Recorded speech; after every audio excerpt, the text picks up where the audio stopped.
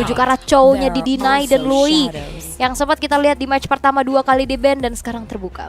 Oke, kali ini kita lihat gimana dua hero yang sebenarnya kalau sampai dilepaskan karena Liquid juga bakal jadi dua hero ancaman banget sih buat tim Flash ya. Karena lagi-lagi ya skill dengan Loi-nya, lalu Widhi dengan Chow-nya juga bakal sangat merepotkan sekali untuk tim Flash. Makanya ya deny pick aja, itu jawaban yang paling tepat dari segi drafting patient nih. Tapi kayaknya Liquid tadi juga sadar bahwa ya mereka udah ada kemungkinan bahwa hero-hero power yang terlepas ini bakal diambil. So jawabannya harusnya dipersiapkan oleh Sandel Lucas ya untuk diambil di pick kedua dan ketiga. Ternyata tetap menggunakan Bruno yang sudah mendapatkan banyak nerf nih kalau bisa dibilang. Dari segi itemnya di nerf, dari segi hero-nya pun di nerf. Tapi tetap mungkin kok playernya nggak di nerf. Playernya nggak di nerf. Iya, dan masih dengan hero kuda ya. Salah satu favorit juga untuk tim Liquid ID. Either itu bisa di tangan dari Widhi, itu bisa di tangan dari Aran, tetap kuda. Oke. Tetap itu kayak dari semenjak MPL tuh aku perhatiin high loss terus.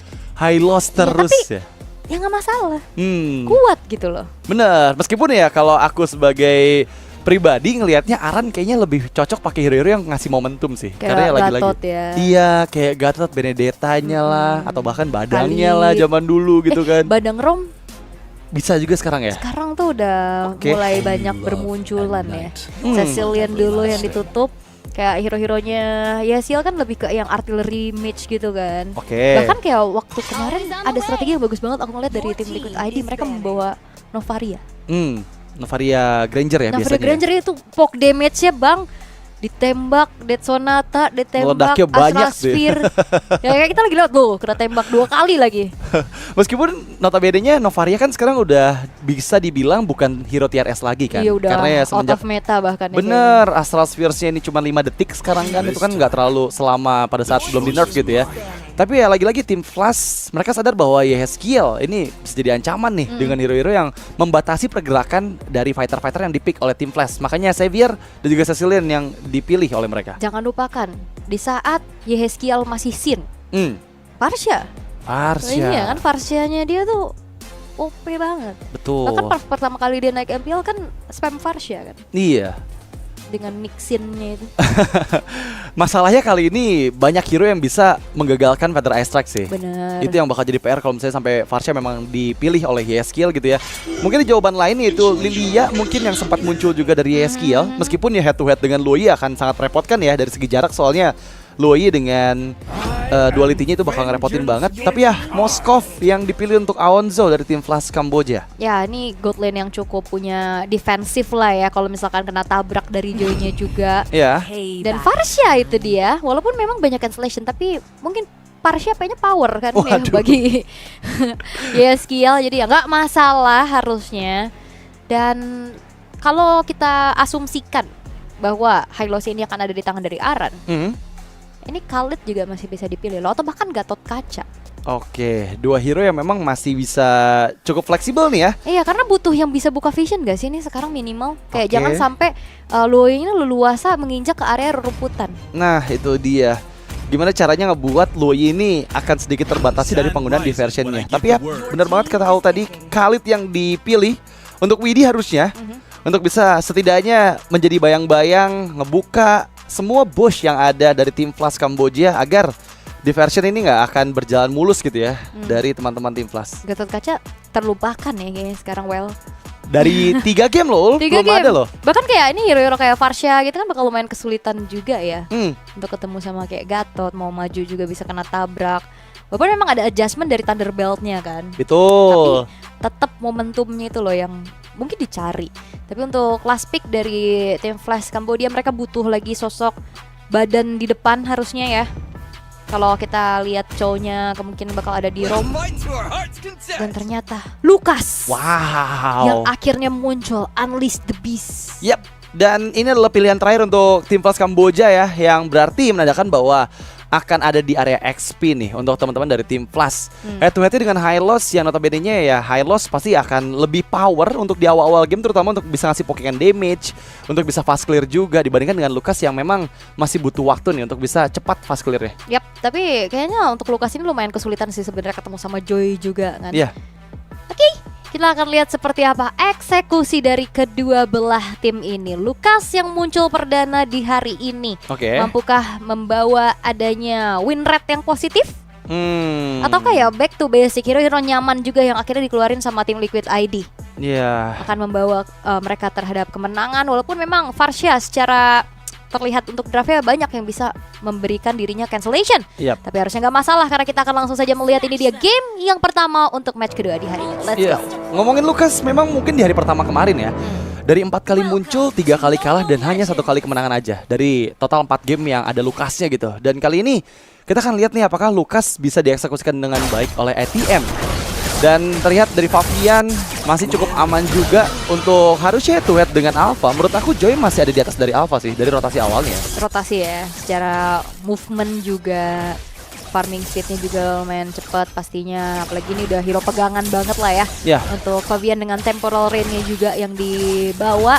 Sementara kalau ngeliat dari bagaimana Khalid dari Widi ini cukup agresif, dia langsung bergerak ke arah atas, membuat adanya teritori dari Iron Shiki pun aman. Fatal, Master Assassin, dan basic command emblem yang dibawakan membuat harusnya dari Iron Shiki ini tanpa adanya defensif sama sekali berarti ya, karena ada Tenacity yang terselip, tapi ini enggak, dia fokus benar-benar menuju ke arah damage. Iya, benar-benar mau coba adu poking banget nih ya. Masalahnya lawannya adalah Moskov gitu, yang memang punya piercing damage yang kadang menguntungkan juga untuk memberikan pokingan damage. Tapi ada first blood yang tercipta. Somehow di bagian tengah ada TY yang tereksekusi dengan begitu cepat nih. Karena tadi sebenarnya lagi adu pok ya kan. Yeheskiel-nya mundur karena 2 orang dari tim Flash yaitu T dan juga Cray-nya. Tapi hadir Favian bantuin lompat dengan Rhythm of Joy-nya juga dan akhirnya menghasilkan first blood di tangan dari Yeheskiel. Ya, ini keuntungan yang sangat berpengaruh terutama untuk di setup turtle yang pertama ya. Karena lagi-lagi adanya perbedaan gold dan juga experience yang akan menguntungkan sekali untuk setupnya. Dan kali ini terlihat di bagian bawah juga pokingan damage diterima oleh ATM, membuat ATM mau nggak mau harus recall dulu sebelum dia bisa setup di turtle yang pertama. Dan ini akan ngebuat dari segi levelingnya terhambat. Tapi Widi sudah mulai terkena dengan adanya efek duality juga yang membuat dirinya pun harus mundur terlebih dahulu, mencoba untuk bisa mendapatkan satu wave di arah tengah. Namun kali ini di area turtle-nya Spiral Alpha dan juga satu buah retribution on point dari Cema membuat akhirnya pun turtle jatuh ke tangan dari tim Flash. Tapi balasan dilakukan di mana Cemanya harus hilang pula, dan bahkan electrifying beats membuat dari T harus hilang. Widi mengincar kali ini belakang, membuat dari Cray-nya pun tidak bisa membackup apa yang dilakukan oleh rekan-rekannya. Ada diversion yang dipersiapkan. Aran terekspos sepertinya, dikejar dengan Unleash the Beast dari Lucas. Tapi masalahnya memang Aran masih terlalu tanky juga, nggak bisa mudah untuk dieksekusi. Dan lihat gimana di bagian lain ada Aonzo yang malah dimakan oleh Favian dan juga Iron Shiki.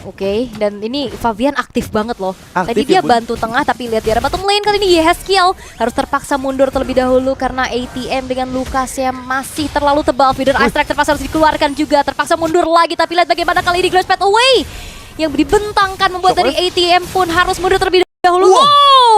Unleash the Beast, itu dia. Yeheskiel yang even pun dia dari lini paling belakang ternyata sampai damage-nya. Itu Shockwave Blast yang sangat-sangat timingnya tepat banget. Dimana tadi sempat ada Wings by Wings yang dibuka oleh Yeheskiel, tapi dia nggak bisa escape lagi karena memang jangkauannya dan juga reach-nya itu besar sekali dari Shockwave Blast-nya Lucas. Sementara di bagian bawah lagi-lagi, dimanapun Favian berada selalu ada player yang dieksekusi oleh tim Liquid ID. Dan sekarang terbukti Favian dengan 3 asisnya membuat tim Flash cukup kerepotan. Iya, ini Favian sekalinya dia rotate dapat point kill, tapi The Wyvern Dragon kali ini mencoba untuk mengincar Favian, tapi Favian masih bisa selamat. Rhythm of Joy yang berhasil dikeluarkan dan juga satu buah Feeder Ice Strike yang nge-backup. Tapi kali ini kalian harus mundur terlebih dahulu karena memang flicker terpaksa harus dikeluarkan, menyisakan dirinya sendirian saja. Tidak ada kawanan yang bisa membantu sehingga satu persatu tim Flash Cambodia harus dipunish. Wow, itu kerugian yang fatal untuk tim Flash loh. Karena tadi sempat ada diversion yang dibuka oleh Cray. Dia sampai ngebuang flickernya untuk bisa mempunish Favian, tapi Favian masih hidup.